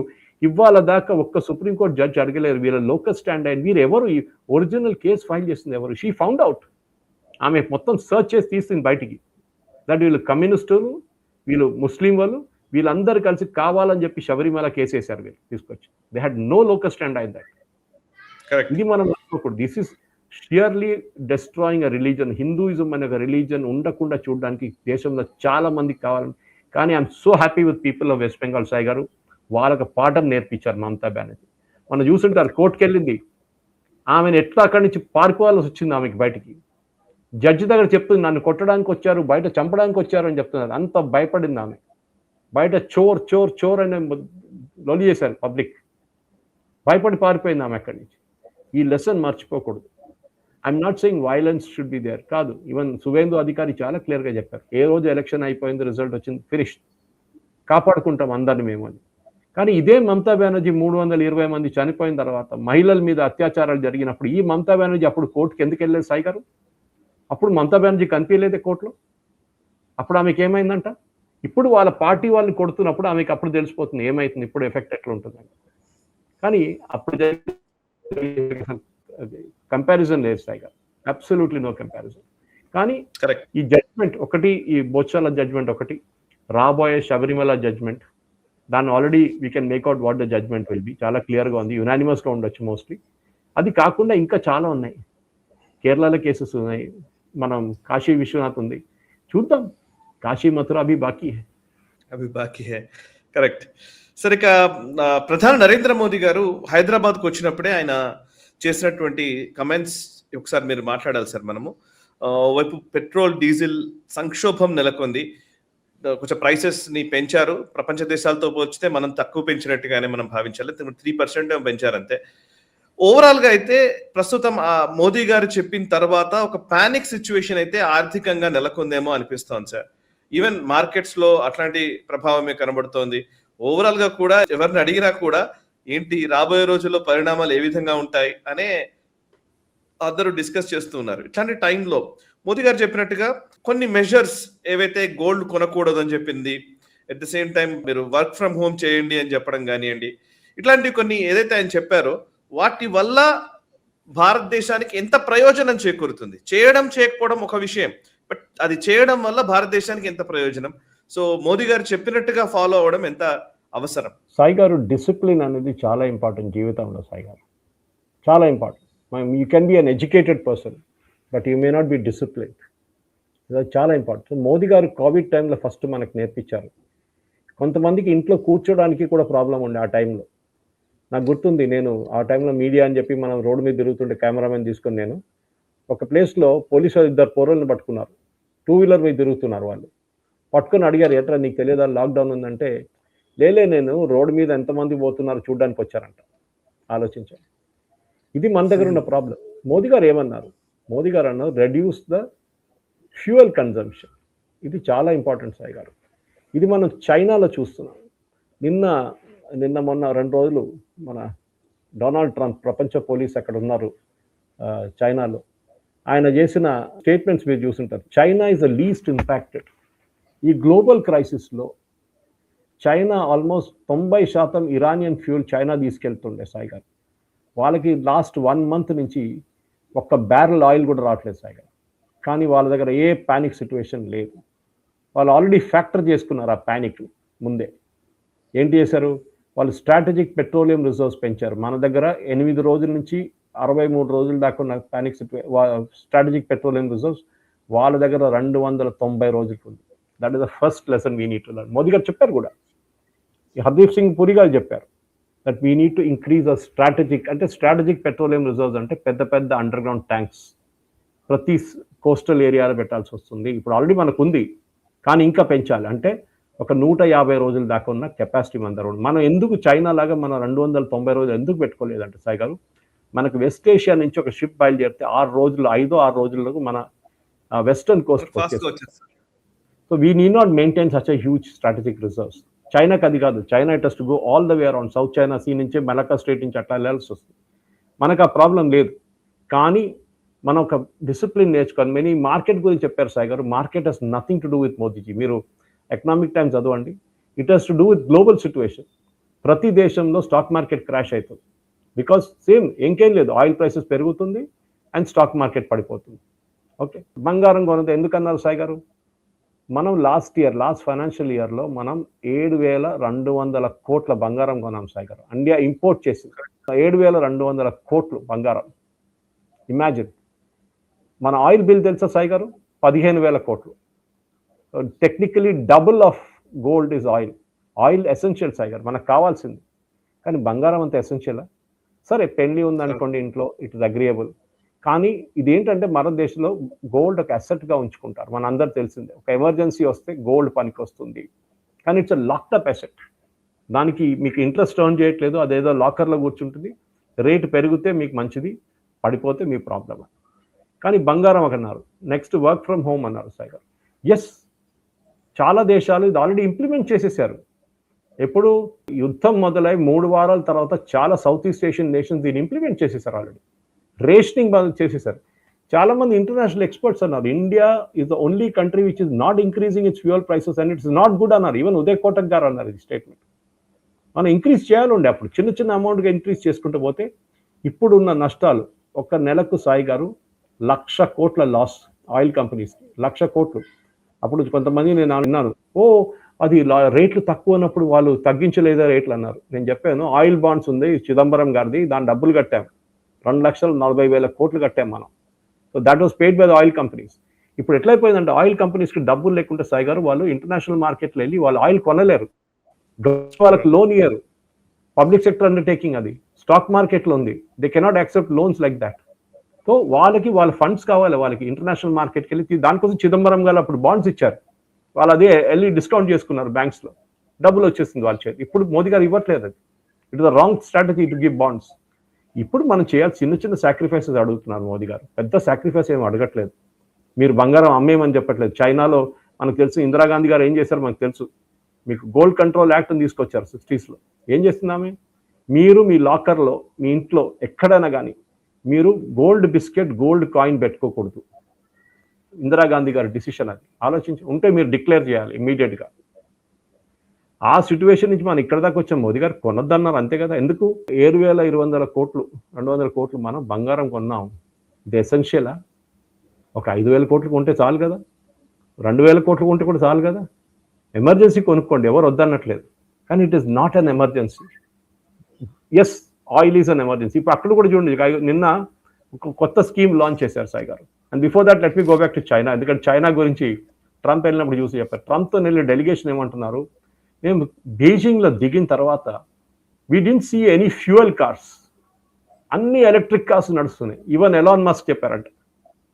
So ఆలోచించండి, వాళ్ళు they have weathered the shock అంటారు ఇంగ్లీష్లో. అంటే వాళ్ళకి ఇంత షాక్ ఎందుకు రాలేదు? బికాజ్ వాళ్ళ ఎంటైర్ ఫ్లీట్ని ఎలక్ట్రిక్ చేసుకున్నారు సాయి గారు. మోదీ గారు చెప్పారు as a priority. And I like even Revanth Reddy garu దీనికన్నా ముందే చెప్పారు. నాకు అది చాలా మంచి అనిపించింది. That you should buy only electric vehicles. Next 10 yearsలో సాయి గారు మన ఆల్మోస్ట్ 80% ఆఫ్ మన ఆటోమొబైల్స్ ఇన్సెంటివ్స్ ఇచ్చి ఏమైనా చేయండి, కానీ you should bring down it to electric levels. అది కంపల్సరీగా చేయాలి సాయి గారు. మూడవది, మోదీ గారు అన్నారు ఇంటర్నేషనల్ హాలిడేస్ తీసుకోక్కర్లేదు. Yes, correct. అర్జెంట్ ఏం లేదు కదా. అప్పుడు చాలా మంది అన్నారు, మోదీ గారు ఇప్పుడు వెళ్ళారు కదా, చూడండి ఇప్పుడు ఫారెన్ టూర్కి వెళ్ళారు కదా అని. ఒక ప్రధానమంత్రిగా వెళ్తున్నప్పుడు హీ హ్యాస్ టు గో.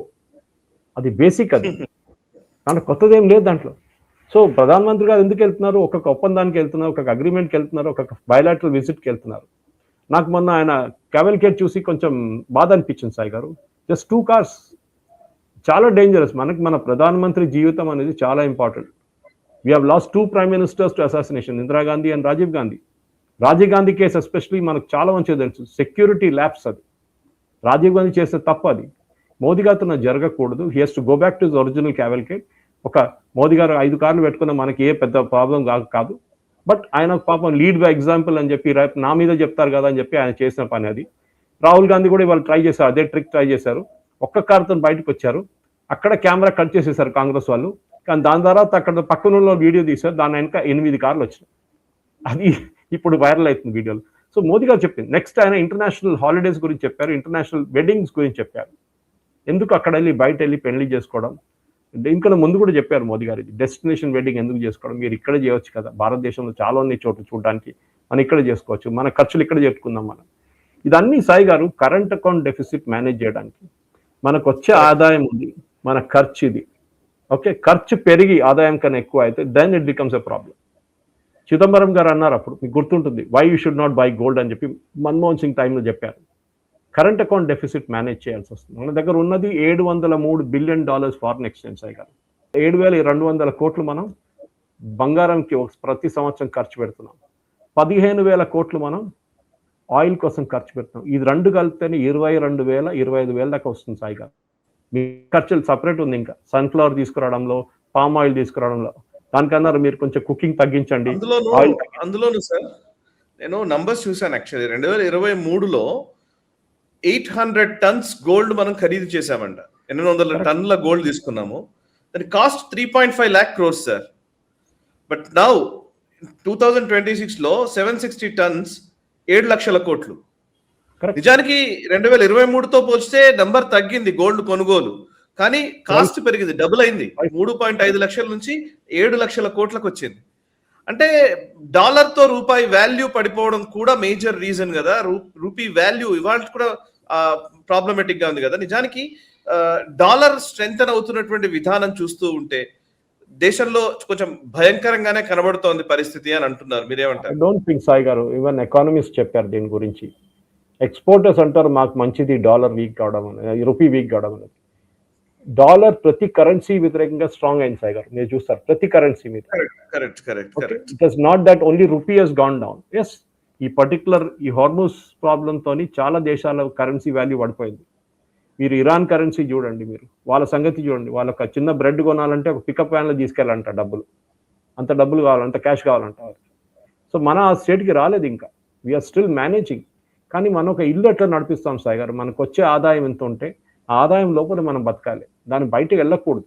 మనం కాంప్రమైజ్ చేస్తాం. సినిమాకి వెళ్ళకపోతే ఏం కాదు, ఈ కార్ రీప్లేస్ చేయకపోతే ఏం కాదు, నెక్స్ట్ ఇయర్ కొనుక్కుందాం కారు, ఇట్లాంటి మనం చాలా మటుకు సాక్రిఫైసెస్ చేస్తాం సాయి గారు. అది దేశం కోసం చేయాలని చెప్పి మోదీ గారు చెప్పారు, దాంట్లో తప్పేం లేదు.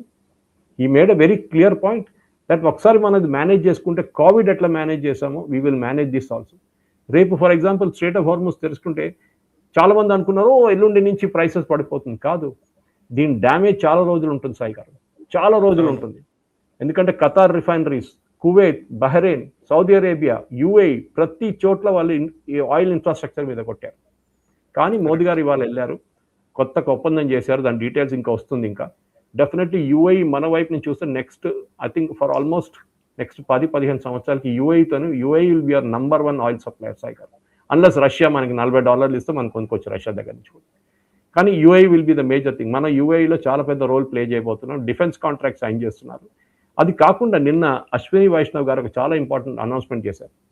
మన దగ్గర సాయి గారు బొగ్గు ఉంది, నెక్స్ట్ 200 yearsకి కావాల్సిన బొగ్గు మన దగ్గర ఉంది. ఇది చాలా దేశాల్లో లేవు. ఆస్ట్రేలియా హ్యాస్, అండ్ మిగతా కొన్ని మలేషియా అనుకుంటే అక్కడ కూడా ఉంది, ఇండోనేషియాలో ఉంది, కోల్ ఉంది. కానీ కొన్ని కంట్రీస్లో కోల్ యూజ్ చేయరు, ఎస్పెషలీ యూరోపియన్ కంట్రీస్లో అది పెద్ద పొల్యూటెంట్, అది ఇదని చెప్పి ఎన్వైరన్మెంటల్ నార్మ్స్ అని చెప్తారు అక్కడ. ఇప్పుడు కొత్తగా నిన్న ఒక గ్యాసిఫికేషన్ ప్రాజెక్ట్ మొదలు పెట్టారు సార్. దీని నుంచి గ్యాస్ తయారు చేసుకోవచ్చు కోల్ నుంచి. కోల్ని మీరు 1200 degreesలో మీరు దాన్ని ఒక చేంబర్లో వేసి, ఫర్నస్లో వేసి దాన్ని ఫైర్ చేస్తే యూ విల్ క్రియేట్ గ్యాస్. అది గ్యాస్ అయిపోతుంది కోల్. దాన్ని మనం పైప్ న్యాచురల్ గ్యాస్గా యూజ్ చేసుకోవచ్చు, మిగతా గ్యాసియస్ ఫార్మ్స్ కూడా యూజ్ చేసుకోవచ్చు. ఇది చాలా important sir. This has to be done. మనం కొత్త విధానాలు నేర్పించాల్సి. మనం ఎవరో చెప్పారు, కొండా విశ్వేశ్వరరెడ్డి గారు ఏదో ఒక స్టవ్ తయారు చేశారు, ఆయన డెమాన్స్ట్రేట్ చేస్తున్నారని చెప్పి. ఎస్, చాలా మంది కొంతమంది నవ్వుతారు, ఏంటిది మాస్ ప్రొడక్షన్ ఎట్లా చేయొచ్చు. నాకు తెలుసు సాయి గారు, కొన్ని యూనివర్సిటీ క్యాంటీన్స్, హైదరాబాద్లో ఉన్న కొన్ని యూనివర్సిటీ క్యాంటీన్స్, ఇండస్ట్రియల్ క్యాంటీన్స్, వాళ్ళ మొత్తం కుకింగ్ ఎలక్ట్రిక్ మార్చుకున్నారు సాయి గారు. With in 1 month. సార్ ఈ మధ్యలోనే మెక్డీలు ఇట్లా కొన్ని ఉన్నాయి కదా అవుట్లెట్స్, అవన్నీ కూడా ఎలక్ట్రిక్ లోకి వచ్చేసారు. చాలా మంది ఈవెన్ మన దోశ ఇష్యూ ఉండేది కదా, మనం ఫస్ట్ అసలు ఇరాన్ యుద్ధం మొదలైన వెంటనే ఈ గ్యాస్ దొరకకపోయేసరికి దోశలు, ఇడ్లీలు ఇట్లాంటి దొరకవు అని చెప్పేసి అప్పుడు అన్నారు కదా. బట్ పాయింట్ ఏంటంటే ఇప్పుడు చాలా చిన్న చిన్న రెస్టారెంట్స్ అన్ని కూడా ఎలక్ట్రిక్ వైపు వచ్చేసాయి. And we have to go to PNG. Modi garu చెప్పారు ఎన్నోసార్లు, అండ్ ఇప్పుడు గవర్నమెంట్ కూడా చాలా స్ట్రిక్ట్ అయిపోతున్నారు. పిఎన్జి తీసుకోండి, బికాస్ దానికి మన దగ్గర 40% పిఎన్జి మన కంట్రీలోనే ప్రొడ్యూస్ అవుతుంది. Let us use PNG. Pipe natural gas ఎక్కడెక్కడ ఉందో తీసుకోండి మీరు కనెక్షన్. అపార్ట్మెంట్లో ఉండొచ్చు, గేటెడ్ కమ్యూనిటీస్లో ఉండొచ్చు, ఎక్కడైనా ఉండొచ్చు. డెఫినెట్గా సాయి గారు ఒక క్రైసిస్ని ఒక ఆపర్చునిటీగా వాడుకోవాలి సాయి గారు. ప్రతి క్రైసిస్ డిమానిటైజేషన్ వచ్చిన తర్వాత, క్యాష్ తగ్గిన తర్వాత యూపీఐ పేమెంట్ చాలా పాపులర్ అయిపోయింది. ఇప్పుడు అదొక నార్మ్ అయిపోయింది, ఎక్సెప్షన్ కాదు. ఇది కూడా అంతే సాయి గారు. జస్ట్ వాచ్ ఇండియన్ రైల్వేస్ వాళ్ళ ఎంటైర్ లోకోమోటివ్ ఫ్లీట్ని ఎలక్ట్రిక్ ఎట్లా చేశారో, మనం కూడా మన దేశంలో అందరు కలిసి సహకరిస్తే మన ట్రాన్స్పోర్ట్ ఫ్లీట్ని అండ్ ప్లస్ మన పర్సనల్ వెహికల్స్ని మనం ఎలక్ట్రిక్ వైపు తీసుకెళ్ళాలి. మనకు చాలా ఉన్నాయి సాయి గారు. Sun is there on top. Convert entire thing solar into electricity and use electricity for charging your vehicles. ఇది సాయి గారు, ఇది ద బిగ్గెస్ట్ సొల్యూషన్ మోదీ గారు చెప్పింది. ఇది చేయాల్సిందే. కొంతమందికి నచ్చకపోవచ్చు, can't help it. Yes sir, thank you very much sir. Thank you very much Suresh Kochati garu. చాలా అద్భుతంగా చాలా అంశాలు మీరు వివరించారు. Really thank you very much sir. So చూసారు కదా, ఇది ఈ వారం నేషనల్ రౌండప్. వచ్చే వారం నేషనల్ రౌండప్ లో మళ్ళీ కలుద్దాము. 198వ ఎపిసోడ్ ఇది. నచ్చితే లైక్ చేయండి, 10 మందికి షేర్ చేయండి, కమెంట్స్ ద్వారా మీ అభిప్రాయాలు మాతో పంచుకోండి. మనసా వాచా కర్మణ, దేశహితం కోసం నేషనలిస్ట్. ఈ వీడియో మీకు నచ్చినట్టయితే లైక్ చేయండి, 10 మందికి షేర్ చేయండి, అలాగే కామెంట్ల రూపంలో మీ అభిప్రాయాలను మాతో పంచుకోండి. Nationalist hub group of channels ను సబ్స్క్రైబ్ చేసుకుని తెలుగునాట జాతీయవాద జర్నలిజాన్ని ప్రోత్సహించండి. ఈ వీడియో కింద ఉన్న బెల్ ఐకాన్ పై క్లిక్ చేయడం మర్చిపోవద్దు.